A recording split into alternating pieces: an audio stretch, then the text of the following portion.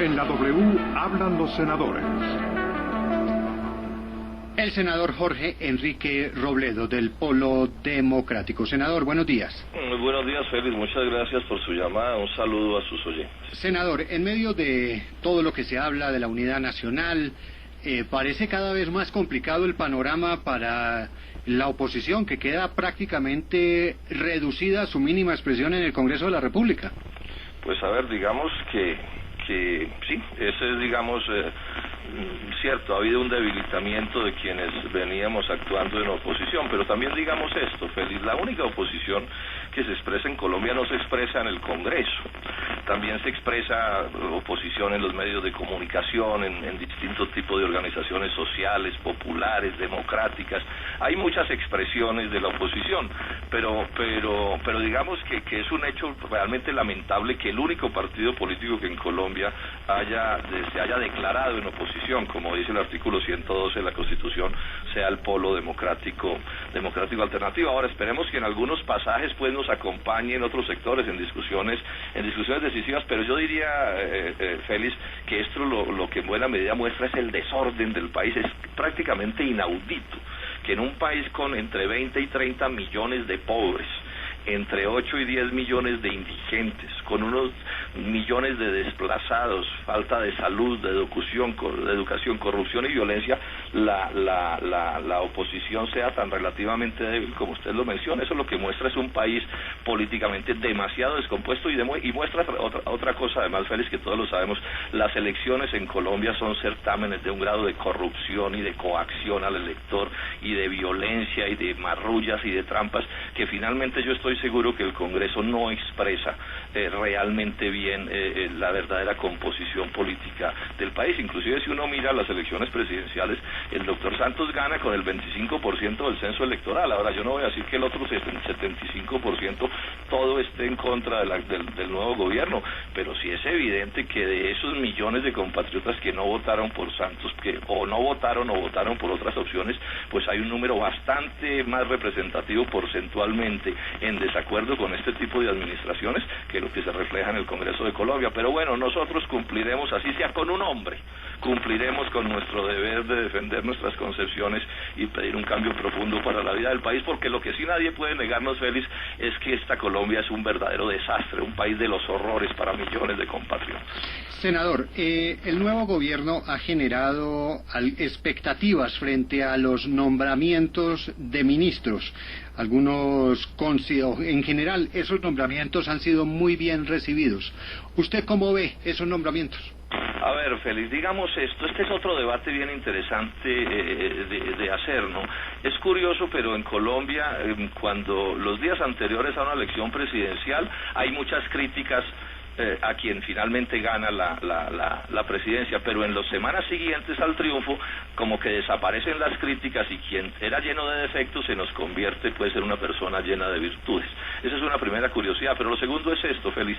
A mi juicio aquí el problema no es tanto de personas como de políticas. Ahora, las personas cuentan, si uno pone un estúpido o un ignorante de ministro, pues nunca lo podrá hacer bien, pero también si usted pone una persona muy inteligente y muy instruida y esa persona tiene una mala política, ese ministerio hará las cosas mal o producirá efectos negativos. Voy a poner un ejemplo.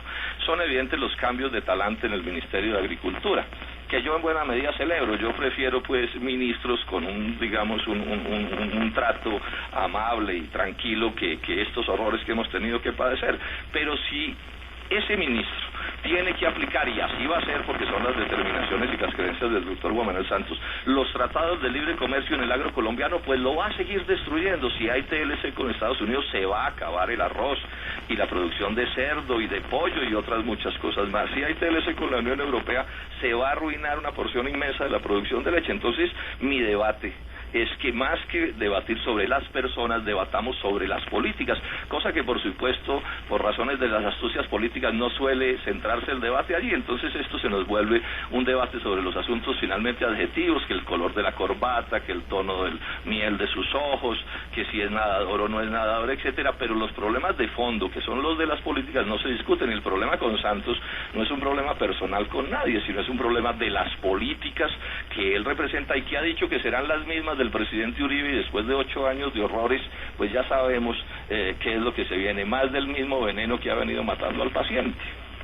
Senador, sin embargo, pues ustedes ayer pues dejaron claro nuevamente, reiteraron la posición del Polo Democrático que van a ser totalmente opositores al próximo gobierno de Juan Manuel Santos, pero ustedes tuvieron un momento flexible, si lo podemos decir así, al momento de votar en las mesas directivas. De hecho, pues lograron la segunda vicepresidencia en la Cámara de Representantes y pues de alguna manera les da un poco de participación a ustedes en lo que son las mesas directivas de ambas cámaras. Que es bien importante aclarar, porque sobre eso hay confusión. Nosotros pedimos esa representación para la oposición. Para la oposición, el artículo 112 de la Constitución Nacional, que es un artículo muy desconocido, señala que los partidos políticos que en Colombia se declaren en oposición al gobierno tienen derechos. Entonces lo primero es transmitir la idea a todos los funcionarios públicos de Colombia en el sentido en que nuestra oposición no la tienen que proteger legalmente o violan la Constitución y la ley. Y entre los derechos que se establecen en ese artículo 112 está el derecho de participar en las mesas directivas como una garantía de que nuestro control político se pueda hacer de la mejor manera. Entonces lo que al final terminó sucediendo ayer, después de que en algún momento se incumplió el acuerdo, etcétera, con las mayorías santistas, lo que terminó reflejándose ayer, y es lo que representa la presencia de Germán Navas en la mesa directiva de la Cámara de Representantes y otras presencias del Polo en otras mesas directivas de los próximos años, es que estamos allí es porque estamos en oposición. Si no estuviéramos en oposición, seguramente no podríamos estar porque no tenemos los votos suficientes. Lo que hubo allí fue un reconocimiento por primera vez en la historia del Congreso, en el sentido en que el 112, ese artículo,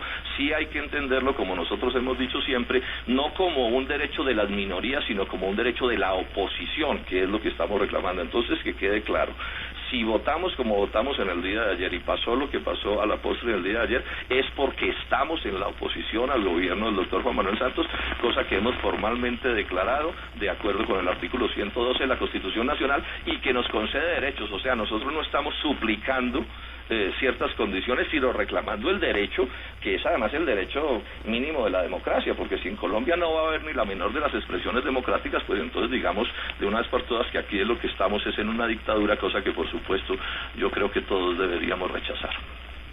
Senador Robledo, el Congreso en general, para nadie es un secreto el desprestigio del Congreso, y cada vez que empieza una legislatura hay una nueva ilusión, hay unos buenos propósitos, hay una renovada esperanza que se va diluyendo con el paso de los días. ¿Usted cree que eso puede cambiar?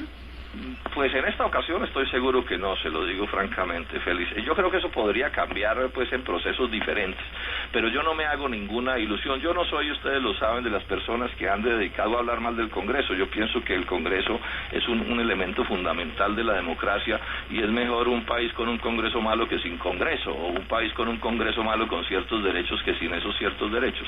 Pero primero, digamos que todos sabemos cómo fue elegido, cómo son las elecciones en Colombia. Entonces, cuando el origen está viciado, pues es bien difícil que sus resultados no estén viciados.